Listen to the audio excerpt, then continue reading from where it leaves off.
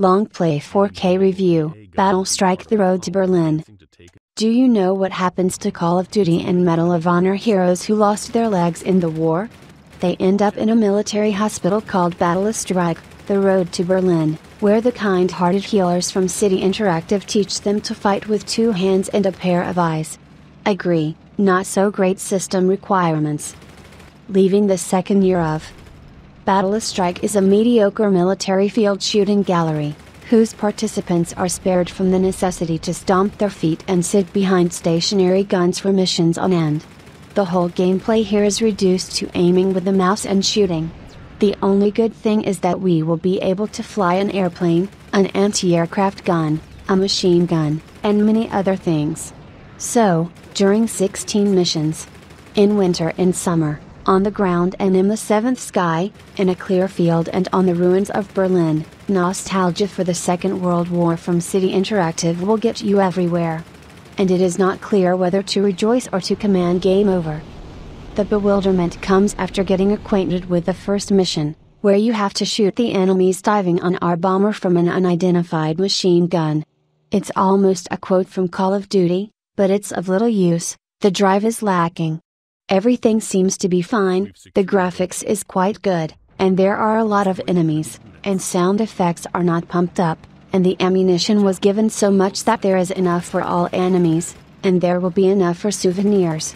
But no, it doesn't catch my fancy. It's boring and damp, even if you shoot yourself.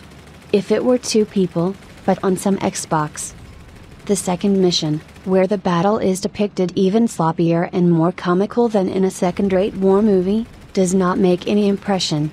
So, there is an anti-aircraft turret sticking out in the middle of a clear field. Leopold's cat's motorcycle, of course, it's not Leopold inside, but fascists, airplanes, tanks and ordinary employees of the Wehrmacht are rushing past. We patiently shoot off all this evil, though it seems that it doesn't care about us at all. It's busy depicting the epic battle. It turns out so bad, and we already want to escape from this sleepy kingdom and exchange the disc with the game for the House of the Dead 3, it will be more fun there. But the third and subsequent missions are just the swan song of BattleStrike.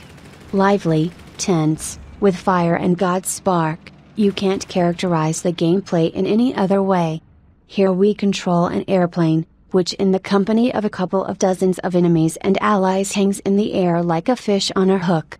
This simple mission can bring no less joy than playing some Red Baron or Wings of Glory from Origin, God rest its soul. Further is also great, there is a dramatic, damn hard and very spectacular advance of the column of armored vehicles in an unnamed town, and a curious sniper duel in Berlin, and much more. The game even has a simple plot, which, however, there is no desire to dive into. And without a scenario things are not bad, everything around the hero burns and explodes, the density of fire is such that enemies and allies are killed by hundreds, and shell casings can sow more than 1 hectare of German land. The main thing is not to look at this game with the reviewer's meticulousness, you won't see how cheesy and empty it is. How is the technical side of the game? Very average. Nowadays it has become a tradition to make unsightly tier games. Graphics don't impress, a pleasant soundtrack doesn't lead to holy awe either, such is our operational environment. The main trouble with BattleStrike is its heterogeneity.